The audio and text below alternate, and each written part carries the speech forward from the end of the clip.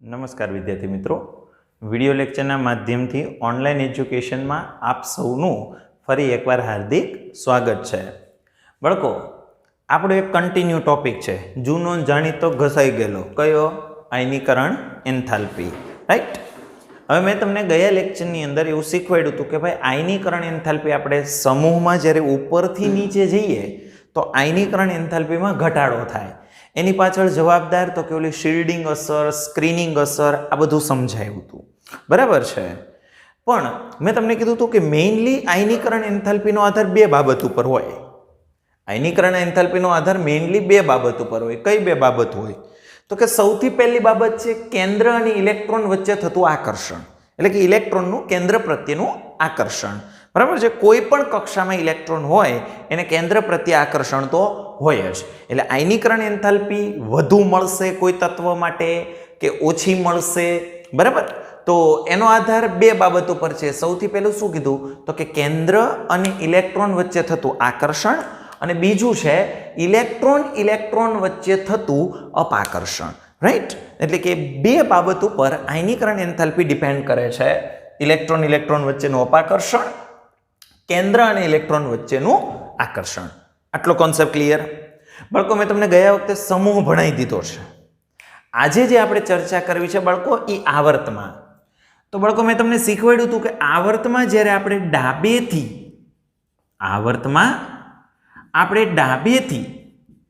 જમણી તરફ જઈએ છીએ, આવર્તમાં આપણે જ્યારે ડાબેથી જમણી તરફ જઈએ છીએ તો બાળકો આયનીકરણ એન્થાલ્પી વધે છે. જો સમૂહમાં ઘટતી હતી ઉપરથી નીચે, જ્યારે આવર્તમાં ડાબેથી જમણે તરફ જવામાં આવે તો આયનીકરણ એન્થાલ્પીમાં શું થાય છે બાળકો? વધારો થાય છે. એનું કારણ શું? બહુ જ ઇઝી કોન્સેપ્ટ છે. તો દાખલા તરીકે આપણે બીજા આવર્તને જ ધ્યાનમાં લેશું. બરાબર. તો કે લિથિયમથી આપણે ફ્લોરિન સુધી જઈએ. હવે તમે દરેક લોકો જાણો છો લિથિયમ છે એ ત્રીજા નંબરનું તત્વ છે, ફ્લોરિન છે એ 9મા નંબરનું તત્વ છે. લિથિયમના કેન્દ્રમાં 3 પ્રોટોન હોય કેમ કે પરમાણુ ક્રમાંક 3. ફ્લોરિનના કેન્દ્રમાં 9 પ્રોટોન હોય કેમ કે પરમાણુ ક્રમાંક નંબર 9 છે. બાળકો, લિથિયમનો જો હું પરમાણુ દોરું તો આવી રીતે દોરી શકાય. પહેલી કક્ષામાં 2 ઇલેક્ટ્રોન અને બીજી કક્ષામાં 1 ઇલેક્ટ્રોન, ટોટલ 3 હોય. રાઈટ. ફ્લોરિનનો પરમાણુ દોરું બાળકો, તો ફ્લોરિનનો પરમાણુ દોરીશ.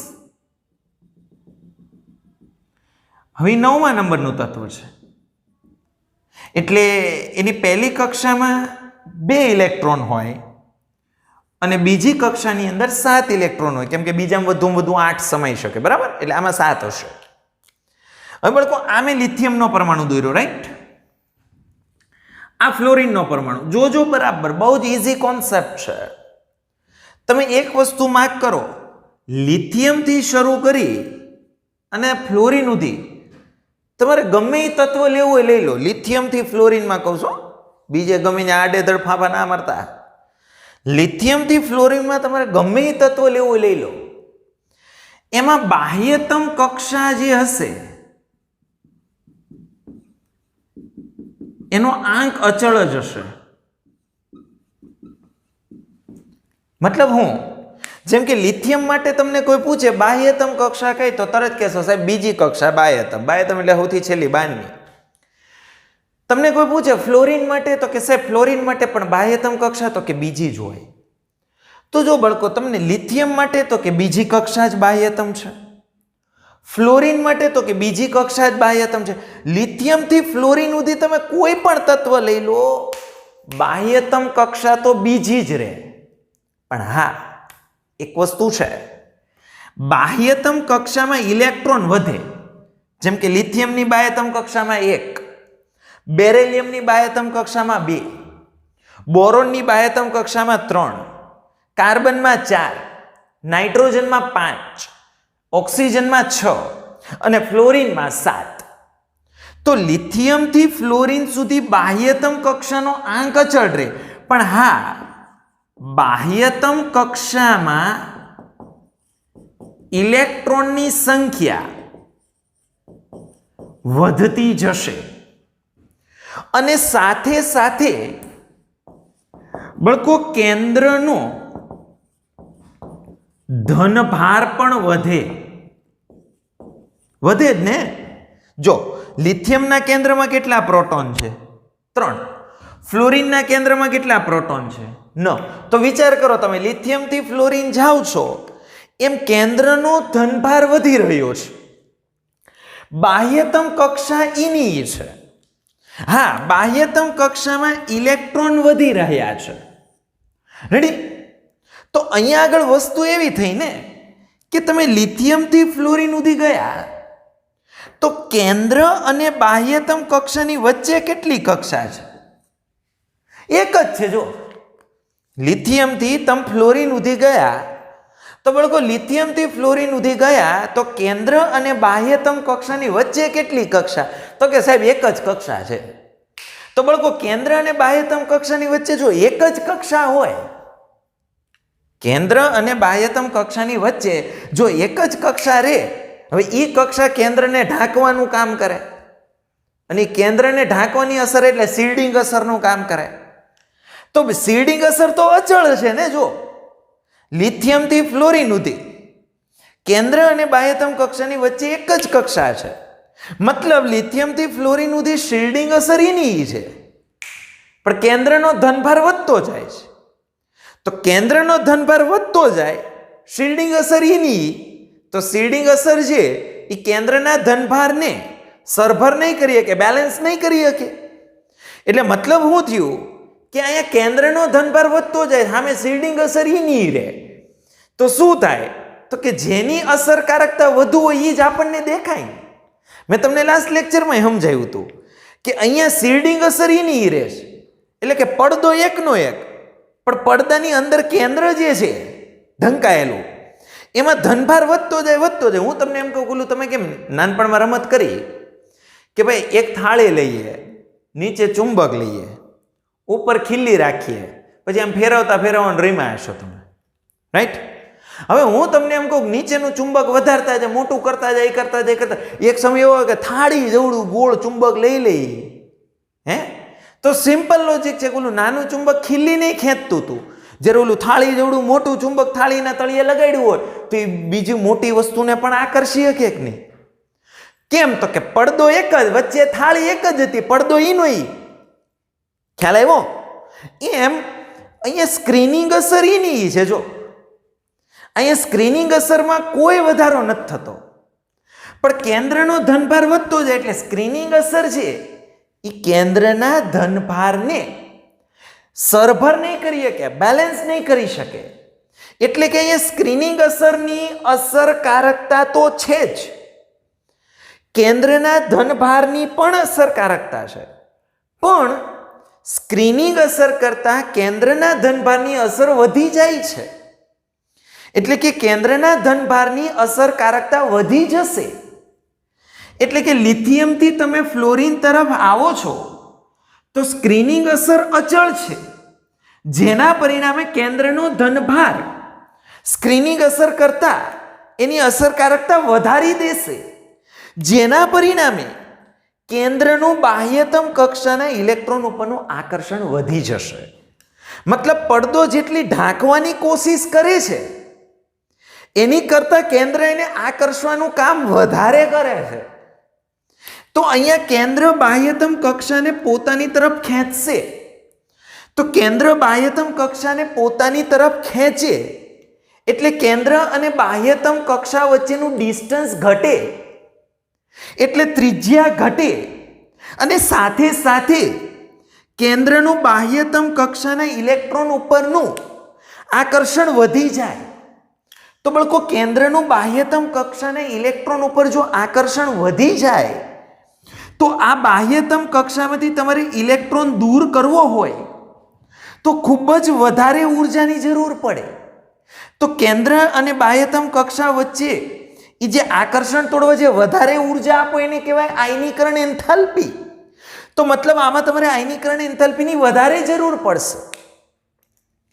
બાળકો ફરી એકવાર હું જે બધું બોલ્યો એ બધું રિપીટ કરું છું, બારીકાઈથી જોવો. શું બોલ્યો હું? તો કે લિથિયમથી ફ્લોરિન તરફ જાઉં છું. બાહ્યતમ કક્ષા બીજી જ છે, એટલે કે બાહ્યતમ કક્ષાનો આંક અચળ છે. પણ હા, બાહ્યતમ કક્ષામાં ઇલેક્ટ્રોન વધી રહ્યા છે, પણ સાથે સાથે કેન્દ્રનો ધનભાર પણ વધી રહ્યો છે. બીજું, સ્ક્રીનિંગ અસર એની રહે છે. પડદો એક જ છે, કેન્દ્ર અને બાહ્યતમ કક્ષાની વચ્ચે એક જ કક્ષા છે, એટલે સ્ક્રીનિંગ અસરની અસરકારકતા કરતા કેન્દ્રના ધનભારની અસરકારકતા વધી જશે. એટલે કેન્દ્ર બાહ્યતમ કક્ષાને પોતાની તરફ આકર્ષે. તો કેન્દ્ર બાહ્યતમ કક્ષાને પોતાની તરફ આકર્ષે એટલે કેન્દ્રનું બાહ્યતમ કક્ષાના ઇલેક્ટ્રોન ઉપરનું આકર્ષણ વધે. તો કેન્દ્રનું બાહ્યતમ કક્ષાના ઇલેક્ટ્રોન ઉપર આકર્ષણ વધે તો તમારે આ ઇલેક્ટ્રોનને દૂર કરવા માટે એ આકર્ષણ તોડવા વધારે ઉર્જાની જરૂર પડે. એટલે કે તમારે આયનીકરણ એન્થાલ્પી વધારે આવશે. એટલે કે તમે આવર્તમાં જ્યારે ડાબેથી જમણે તરફ જઈ રહ્યા છો તો આયનીકરણ એન્થાલ્પીમાં શું થઈ રહ્યો છે? તો કે વધારો થઈ રહ્યો છે. શું કામ થઈ રહ્યો છે એ ક્લિયર થયું બાળકો? જો કોઈને કદાચ આમાં કાંઈ પણ પ્રકારની તકલીફ પડતી હોય તો મને પૂછી લેજો. બાકી જે આપણે સમૂહમાં ભણ્યા એ જ રીતે મેં તમને આવર્તમાં ભણાવ્યું છે. થોડોક કોન્સેપ્ટ બદલાય, કેમ કે અત્યારે આવર્ત ભણીએ છીએ, પહેલાં સમૂહ ભણ્યા હતા. ઓકે, આટલામાં કંઈ ડાઉટ બાળકો? ઓકે, સરસ.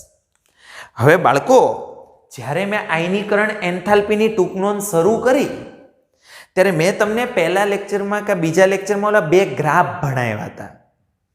હવે ગ્રાફ ભણાવતી વખતે મેં તમને એવું કીધું હતું કે સમૂહમાં ઉપરથી નીચે જઈએ તો આયનીકરણ એન્થાલ્પીમાં ઘટાડો થાય. જ્યારે આવર્તમાં ડાબેથી જમણે જઈએ તો કે આયનીકરણ એન્થાલ્પીમાં વધારો થાય. પણ એ ગ્રાફમાં અમુક અપવાદ હતા, ખબર છે? વધવાની બદલે ક્યાંક ઘટતું હતું એવું લાગતું હતું ને તમને ત્યારે મગજમાં એક પ્રશ્ન હળવળાટ થતો હતો, સાહેબ આવું કેમ થતું હશે?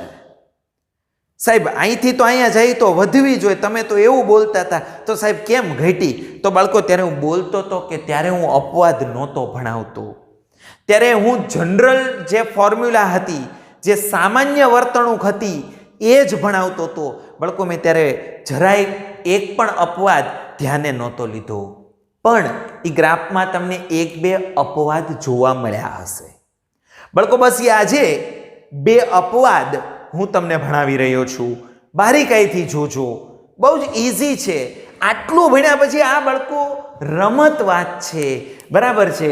આ પીપરમેન્ટ ચગળવા જેવા બે અપવાદ છે, બરાબર? ધ્યાનથી શીખો. જો બેરેલિયમ એટલે કે ચોથા નંબરનું તત્વ, બોરોન એટલે કે 5મા નંબરનું તત્વ. તો મતલબ તમે બેરેલિયમથી બોરોન ગયા એટલે કે પરમાણુ ક્રમ. હા, ઘણાને પાછું અહીં એ ખબર ન પડતી હોય, સાહેબ આપણે આ સમૂહમાં વાત કરીએ છીએ કે આવર્તમાં? બાળકો, હંમેશા એક વસ્તુ યાદ રાખો, આપણે સમૂહમાં વાત કરીએ છીએ કે આવર્તમાં વાત કરીએ છીએ એ કેમ ખબર પડે?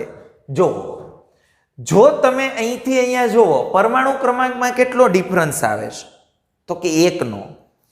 જો તમે એક તત્વથી બીજા તત્વ તરફ જાઓ અને પરમાણુ ક્રમાંકમાં ખાલી એક જ અંકનો ફરક પડતો હોય ને તો બાળકો એ આવર્તની વાર્તા હોય. ખ્યાલ આવી ગયો? અને એ નો એટલે ખબર પડી જાય, બીજું સમજવું હોય. ફરીવાર બોલું છું, જો તમે એક તત્વથી બીજા તત્વ તરફ જાઓ ને પરમાણુ ક્રમાંકમાં ખાલી એકનો જ ડિફરન્સ આવતો હોય તો એ હું આવર્તમાં હઈશ, અને જો એ નહીં આવતો હોય તો હું સમૂહમાં આવીશ. ઓકે, તો સમજો, હું બેરેલિયમથી બોરોન જાઉં, પરમાણુ ક્રમાંકમાં કેટલો ડિફરન્સ થયો? 1 અંકનો. મતલબ હું ક્યાં ગયો કહેવા આવો? તો કે બાળકો, હું આવર્તમાં ડાબી બાજુએથી જમણી બાજુ તરફ જાઉં છું. તો નિયમ એવું કહે છે નિયમ એવું કહે છે કે આવર્તમાં ડાબેથી જમણે તરફ જવામાં આવે તો આયનીકરણ એન્થાલ્પી વધે. તો કે નિયમ મુજબ બેરેલિયમ કરતાં બોરોનની આયનીકરણ એન્થાલ્પી વધુ હોવી જોઈએ. નિયમ મુજબ બેરેલિયમ કરતાં બોરોનની આયનીકરણ એન્થાલ્પી વધુ હોવી જોઈએ. તો બાળકો બેરેલિયમ કરતાં બોરોનની આયનીકરણ એન્થાલ્પી વધુ હોવી જોઈએ. હવે હોય તો એ અપવાદ થોડો કહેવાય. ફરી એકવાર બોલું છું કે આપણે આવર્તમાં ડાબેથી જમણે જઈએ એટલે કે બેરેલિયમથી બોરોન જઈએ તો બેરેલિયમ કરતાં બોરોનની આયનીકરણ એન્થાલ્પી વધુ હોવી જોઈએ. અને બાળકો મેં પહેલાંય કીધું છું, જ્યારે આયનીકરણ એન્થાલ્પી બોલ્યો એટલે સમજવાનું પ્રથમ આયનીકરણ એન્થાલ્પીની વાત હોય. બોલું છું એ ખ્યાલ આવે છે? સમજાય? ક્લિયર થાય છે? ઓકે, હવે સમજો, હું બેરેલિયમથી બોરોન જાઉં, જો આયનીકરણ એન્થાલ્પી વધે તો બાળકો એને અપવાદ ના કહેવાય. તો એને અપવાદ ના કહેવાય. પણ અહીંયા એવું છે કે બેરેલિયમની પ્રથમ આયનીકરણ એન્થાલ્પી બોરોન કરતાં વધારે છે. એટલે કે બોરોનની પ્રથમ આયનીકરણ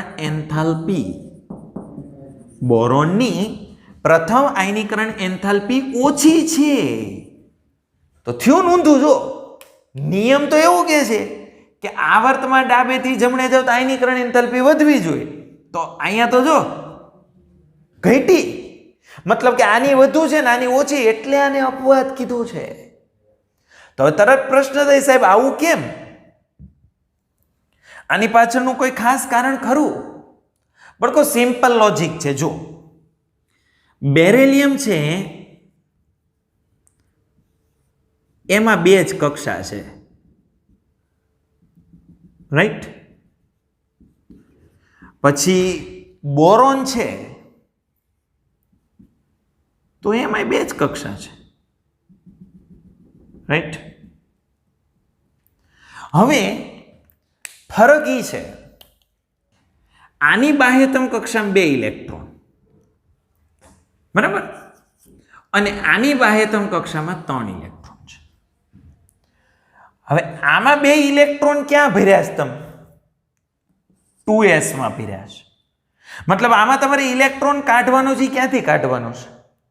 2s માંથી. અહીંયા તમે 3 ઇલેક્ટ્રોન ભર્યા, એમાં 2 ઇલેક્ટ્રોન 2s માં છે અને ત્રીજો 2p માં છે.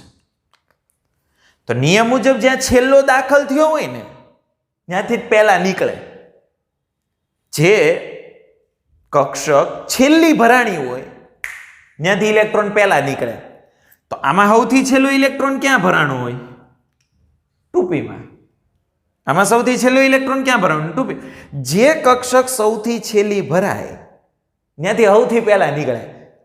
તો મતલબ અહીંથી ઇલેક્ટ્રોન 2p માંથી દૂર થવાનો છે અને અહીંથી ઇલેક્ટ્રોન 2s માંથી દૂર થવાનો છે.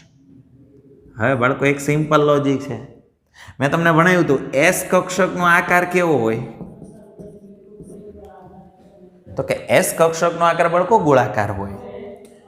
p કક્ષકનો આકાર કેવો હોય? તો કે બાળકો p કક્ષકનો આકાર ડમ્બેલ હોય. તો s કક્ષક ગોળાકાર, p કક્ષક ડમ્બેલ. હવે નોર્મલ વસ્તુ છે કે હું તમને એવું કહું, આ કેન્દ્ર છે, બરાબર? હવે કેન્દ્ર છે વર્તુળ ઉપર વધારે આકર્ષણ લગાડી શકે કે કેન્દ્ર ડમ્બેલ ઉપર વધારે આકર્ષણ લગાડે? ડોબાને ખબર પડી જાય કે સાહેબ વર્તુળ છે એમાં બધી સાઈડથી આકર્ષણ થઈ શકે ને સાહેબ. વર્તુળમાં બધી બાજુથી સાહેબ એક હરખું આકર્ષણ થાય. પણ સાહેબ આ ડમ્બેલ હોય તો ક્યાંક ઓછું આકર્ષણ થાય, ક્યાંક વધુ થાય. કાંઈ મેળ કરો? આડેધડ હોય. તો બળકો સિમ્પલ લોજિક એ છે કે ગોળાકાર કક્ષક હોય એના ઉપર કેન્દ્રનું આકર્ષણ વધુ હોય, એટલે કે 2s. પણ આવું ક્યારે ખબર છે? જો બીજાની જ s અને બીજાની p ની વાત કરું ત્યારે આ બધી ફોર્મ્યુલા લાગુ પડે. પછી કાલ સવાર તમે એમ લઈને આવો કે સાહેબ 3s અને પછી હું 4p ભણાવતો, સાહેબ s ઉપર વધારે આકર્ષણ હોય, સાહેબ p ઉપર ઓછું હોય. બાળકો આ 3s એટલે ત્રીજી કક્ષા થઈ ને આ 4p એટલે ચોથી કક્ષા થઈ. અત્યારે હું જે કાંઈ ફોર્મ્યુલા ભણાવી રહ્યો છું ને બાળકો, એ ફોર્મ્યુલા એક જ કક્ષા માટે લાગુ પડે, એટલે કે જેનો મુખ્ય ક્વોન્ટમાંક સેમ હોય ને એની માટે. જો જેમ કે આનો મુખ્ય ક્વોન્ટમાંક 2 છે, આનો મુખ્ય ક્વોન્ટમાંક 2 જ છે, જો ત્યારે આ વસ્તુ, આ કોન્સેપ્ટ ત્યારે લાગુ પડે. તો ગોળાકાર કક્ષક હોય એના ઉપર કેન્દ્રનું આકર્ષણ વધારે હોય, અને ડંબેલ આકાર હોય એના ઉપર કેન્દ્રનું આકર્ષણ ઓછું હોય. તો સિમ્પલ લોજિક છે બાળકો કે જો ગોળાકાર કક્ષક ઉપર કેન્દ્રનું આકર્ષણ વધારે હોય, મતલબ કે બેરેલિયમના 2s ઉપર કેન્દ્રના બેરેલિયમની 2s ઉપર કેન્દ્રના ધનભારની અસર વધારે હોય, જ્યારે બોરોનના 2p ઉપર કેન્દ્રના ધનભારની અસર ઓછી હોય. તો ઓબ્વિયસ વસ્તુ છે કે તમારે 2s માંથી ઇલેક્ટ્રોન કાઢવો હોય તો તમારે વધારે આકર્ષણ તોડવું પડે, જ્યારે 2p માંથી ઇલેક્ટ્રોન કાઢવો હોય તો તમારે ઓછું આકર્ષણ તોડવું પડે. તો અહીંયા તમારે વધારે ઉર્જા આપવી પડે, અહીંયા તમારે ઓછી ઉર્જા આપવી પડે.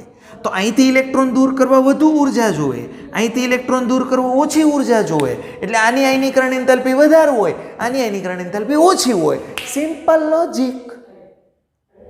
ક્લિયર થયું? સિમ્પલ છે કે આમાં ઇલેક્ટ્રોન 2s માંથી કાઢવાનો, આમાં ઇલેક્ટ્રોન 2p માંથી કાઢવાનો. s ગોળાકાર છે, p ડંબેલ છે. s ઉપર કેન્દ્રનું આકર્ષણ વધારે લાગે, p ઉપર કેન્દ્રનું આકર્ષણ ઓછું લાગે. એટલે અહીંથી ઇલેક્ટ્રોન દૂર કરવા વધારે ઉર્જા આપવી પડે, અહીંથી ઇલેક્ટ્રોન દૂર કરવા ઓછી ઉર્જા આપવી પડે. એટલે આની પ્રથમ આયનીકરણ એન્થાલ્પી આની પ્રથમ આયનીકરણ એન્થાલ્પી કરતાં વધારે છે. જો કોન્સેપ્ટ ક્લિયર? કે ડાઉટ હોય તો પૂછજો બાળકો, શરમ સંકોચમાં ના રહેતા. ઓકે, બાકી પીપરમેન્ટ ચગડવા જેવો ટોપિક હતો નહીં. ખ્યાલ આવે છે? હવે બાળકો જુઓ તો ધ્યાન આપો, સમજો. અપવાદ નંબર 2, અપવાદ નંબર 2 સમજો. તો જો હવે અપવાદ નંબર 2, હવે અપવાદ નંબર 2 એવું તો નાઇટ્રોજન કેટલામાં નંબરનું? 7મા નંબરનું. ઓક્સિજન કેટલામાં નંબરનું? 8મા નંબરનું. તો બાળકો હું 7 અને 8 ક્યાં ગયો? સિમ્પલ લોજિક છે. પરમાણુ ક્રમાંકમાં 1 અંકનો વધારો થયો, મતલબ આવર્તમાં હું ડાબેથી ક્યાં ગયો? જમણે. તો બાળકો હું આવર્તમાં ડાબેથી જમણે જાઉં તો સિમ્પલ લોજિક છે, આવર્તમાં જ્યારે હું ડાબેથી જમણે જઈશ તો નિયમ મુજબ આયનીકરણ એન્થાલ્પી વધવી જોઈએ. પણ ડખો એ છે કે નાઇટ્રોજનની પ્રથમ આયનીકરણ એન્થાલ્પી વધારે છે, જ્યારે ઓક્સિજનની પ્રથમ આયનીકરણ એન્થાલ્પી, જો બાળકો હું જ્યારે આયનીકરણ એન્થાલ્પી બોલું ત્યારે સમજી લેવાનું કે પ્રથમની જ હું સાહેબ વાત કરતા હોય. રેડી? તો નિયમ મુજબ અહીંથી અહીંયા જાવ તો વધવી જોઈએ. તો અહીંયા જો નાઇટ્રોજનની પ્રથમ આયનીકરણ એન્થાલ્પી વધારે છે, ઓક્સિજનની પ્રથમ આયનીકરણ એન્થાલ્પી ઓછી છે. તો તરત પ્રશ્ન થાય સાહેબ આવું કેમ? બાળકો પીપર ચગળવાની છે, બીજી પીપર ચગળો ત્યાં જવાબ આવી જશે. જો આમાં તમારે ઇલેક્ટ્રોન ક્યાંથી કાઢવા પડે? 2p માંથી. અહીંયા તમારે ઇલેક્ટ્રોન ક્યાંથી કાઢવા પડે? 2p માંથી. તો ઘણા કે લે સાહેબ હલવાના ને, હમણાં તો તમે કહેતા હતા અહીંયા 2s ને અહીંયા 2p, જો અહીંયા 2p આવ્યું, હવે તમે હલવાઈ ગયા. જો હલવાનું નથી. જો અહીંયા 2p કેટલા ઇલેક્ટ્રોન છે? 3. અહીંયા 2p કેટલા ઇલેક્ટ્રોન છે? 4. બળકો હું જ્યારે ઇલેક્ટ્રોન રચના ભણાવતો હતો ત્યારે મેં તમને કીધું હતું 2p માં 3 ભરવા હોય તો કેમ ભરવાના? તો કે 2p માં 3 ભરવા હોય તો આપણે એમ કહેતા હતા પહેલા 3 માં 1 1 ભરવાનું કહેતા હતા. અને બાળકો જો 2p 4 ભરવાના હોય તો કેમ ભરવાના? તો કે બાળકો 2p 4 ભરવા હોય ત્યારે મેં એવું શીખવાડ્યું હતું પહેલા 3 માં 1 1 ભરો, અને જો ચોથો વધે છે તો એનું યુગ્મન કરો. યુગ્મન મતલબ જોડકું કરો. રાઈટ? યુગ્મન કરો મતલબ જોડકું કરો. તો જો નાઇટ્રોજનની 2p માં 3 ઇલેક્ટ્રોન બધા p માં 1 1 છે, એટલે કે 2px માં 1, 2py માં 1, 2pz માં 1. જ્યારે ઓક્સિજનની 2p માં જુઓ 2px માં 2, 2py માં 1, 2pz માં 1. હવે આમાં 1 1 1 1 ઇલેક્ટ્રોન છે અને આ p3 એટલે બાળકો સૌથી સ્થાયી થઈને યાદ કરો, મેં તમને કીધું હતું p 2 વખતે સ્થાયી થાય. p3 અર્ધપૂર્ણ હોય તો અને p6 પૂર્ણ હોય તો અહીંયા p3 છે, જ્યારે અહીંયા p4 છે. એટલે કે ઓબ્વિયસ વસ્તુ છે, આનું સ્થાયિત્વ વધારે હોય, આનું સ્થાયિત્વ ઓછું હોય. બીજો પોઈન્ટ, આમાં એકેય ઇલેક્ટ્રોનનું યુગ્મન નથી, જોડકું નથી. આમાં એક યુગ્મ છે, જો એક જોડકું છે. હવે આ બે છે તો આફ્ટર ઓલ ઇલેક્ટ્રોન જ. હવે ઇલેક્ટ્રોન એટલે ઋણ ભારિત હોય. રેડી? તો આય ઋણ ભારિત, આય ઋણ ભારિત. હવે બંને ઋણ ભારિત કણ હોય તો ઋણ ઋણ વચ્ચે શું થતું હોય? અપાકર્ષણ થતું હોય. એટલે કે આમે એક જ કક્ષક, બરાબર, એક જ કક્ષકમાં રહેલા બે ઇલેક્ટ્રોન વચ્ચે શું થતું હોય? અપાકર્ષણ. એવું અપાકર્ષણ અહીંયા થાય?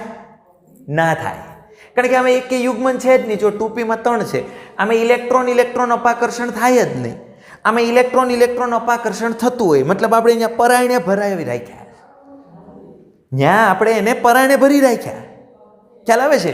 એને નહોતું રહેવું, આપણે પરાયણે કીધું ત્યાં તું ત્યાં જ ભરાઈ રહી, ત્યાં જ ભરાઈ રહી. મતલબ ઈ બે એકબીજાને અપાકર્ષે, ઈ બે એકબીજાથી દૂર જવાની ક્રિયા કરે. હવે તમે વિચાર કરો કે ઈ બે એકબીજાને અપાકર્ષતા હોય અને તમે પાછા બહારથી દોઢા થઈ અને ઉર્જા આપો. હવે એક તો દૂર જવાની તો કોશિશ કરતા જ હોય, અને ત્યાં આપણે બહારથી દોઢા થઈને ઉર્જા આપી એટલે મજા આવે, એટલે કૂદકો મારતા હાલો નીકળો. કહેવાનો મતલબ એમ છે કે આમાં ઇલેક્ટ્રોન ઇલેક્ટ્રોન અપાકર્ષણ હોય, જ્યારે આમાં ઇલેક્ટ્રોન ઇલેક્ટ્રોન અપાકર્ષણની ક્રિયા નથી. જો કેન્દ્ર અને ઇલેક્ટ્રોન વચ્ચેનું આકર્ષણ બેમાં હોય જ, પણ આમાં એક ઘટના વધારે છે. શું? તો કે ઇલેક્ટ્રોન ઇલેક્ટ્રોન વચ્ચેનું અપાકર્ષણ. અને એ ઇલેક્ટ્રોન ઇલેક્ટ્રોન વચ્ચેનું અપાકર્ષણ વધારે છે એટલે આમાં તમે સહેજ પણ ઉર્જા આપો એટલે તરત એમાંથી એક ઇલેક્ટ્રોન છૂટો પડી જાય. જ્યારે આમાં શું છે તો કે ઇલેક્ટ્રોન ઇલેક્ટ્રોન અપાકર્ષણની ઘટના નથી, એટલે તમારે આમાંથી એક ઇલેક્ટ્રોન જો બહાર કાઢવો હોય તો આની કમ્પેરમાં તમારે અહીંયા ઉર્જા વધારે આપવી પડે, કેમ કે અહીંયા અપાકર્ષણની ઘટના હતી, અહીંયા નથી. અહીંયા માત્ર આકર્ષણની ઘટના છે, કેન્દ્ર અને બાહ્યતમ કક્ષાના ઇલેક્ટ્રોન વચ્ચે આકર્ષણની ઘટના છે. આમાં ઈ તો છે, ઉપરાંત અપાકર્ષણની ઘટના છે. એટલે તમારે અહીંયા ઓછી ઉર્જા આપવી પડે, અહીંયા વધારે ઉર્જા આપવી પડે. અને એટલે બાળકો નાઇટ્રોજનની પ્રથમ આયનીકરણ એન્થાલ્પી ઓક્સિજનની પ્રથમ આયનીકરણ એન્થાલ્પી કરતાં વધારે હોય. જો તમારી પેપર ચગડાઈ ગઈ, ટોપિક પૂરો. ફરી એકવાર બોલી જાઉં, શું કીધું? નિયમ મુજબ એવું કહેવાય છે કે આવર્તમાં ડાબેથી જમણે જઈએ તો આયનીકરણ એન્થાલ્પી વધવી જોઈએ, પણ અહીંયા અપવાદ એ છે કે નાઇટ્રોજનની પ્રથમ આયનીકરણ એન્થાલ્પી ઓક્સિજન કરતાં વધારે છે. શું કામ? તો કે ભાઈ નાઇટ્રોજનમાં મારે ઇલેક્ટ્રોન 2p માંથી જ દૂર કરવાના છે, ઓક્સિજનમાં 2p માંથી જ દૂર કરવાના, પણ નાઇટ્રોજનની 2p માં ત્રણેયમાં એક એક ઇલેક્ટ્રોન ભરાયેલો હોય છે, જ્યારે ઓક્સિજનની 2px માં 2, 2py અને 2pz માં એક હોય. એટલે ઓક્સિજનમાં 2px ના ઇલેક્ટ્રોન ઇલેક્ટ્રોન વચ્ચે અપાકર્ષણની ઘટના જોવા મળશે. બરાબર છે? કેમ કે બે ઋણભારિત કણ છે એટલે ઋણ ઋણ વચ્ચે અપાકર્ષણ. જ્યારે એવી અપાકર્ષણની કોઈ ઘટના આપણને નાઇટ્રોજનમાં જોવા મળતી નથી. એટલે ઓક્સિજનમાં તમે સહેજ પણ ઉર્જા આપો તો એમાં 2px માં જે બે ઇલેક્ટ્રોન છે એમાંથી એક ઇલેક્ટ્રોન ઇઝીલી નીકળી શકે, જ્યારે આમાં 2px કે 2py કે 2pz નું ઇલેક્ટ્રોન ઇઝીલી નહીં નીકળી શકે. એટલે કે એને કાઢવા માટે તમારે વધારે ઉર્જા આપવી પડે છે. એટલે નાઇટ્રોજનની પ્રથમ આયનીકરણ એન્થાલ્પી ઓક્સિજનની પ્રથમ આયનીકરણ એન્થાલ્પી કરતાં વધારે છે. આટલો કોન્સેપ્ટ ક્લિયર? કે ડાઉટ બાળકો? તો આ સાથે ઓલમોસ્ટ આપણી આયનીકરણ એન્થાલ્પી અહીંયા આગળ પૂરી થઈ જાય છે. હવે આપણે નેક્સ્ટ લેક્ચરની અંદર બીજા અન્ય ટોપિક તરફ આગળ વધીશું. આશા રાખું કે તમને આજનો વિડીયો લેક્ચર પસંદ આવ્યો હશે. બાળકો, જો કોઈ પણ પ્રકારનો કંઈ ડાઉટ હોય તો કોઈ પણ પ્રકારની શરમ ન રાખતા પૂછી લેજો. તમ તારે એકવાર બે વાર હું શીખવાડીશ જો નહીં સમજાય તો. પણ બાળકો, આ બધી વસ્તુ આ કહીએ તો 11મા ધોરણનો આમ ગણીએ તો બહુ જ પાયો છે, બેઝિક્સ વસ્તુ છે. આ બધાનો ઉપયોગ હાલતા ને ચાલતા આપણે ક્યાંક ને ક્યાંક કરશું, એટલે ખાસ બાળકો શીખજો. ઓકે, હવે આપણે નેક્સ્ટ લેક્ચરની અંદર મળીશું. Thank you.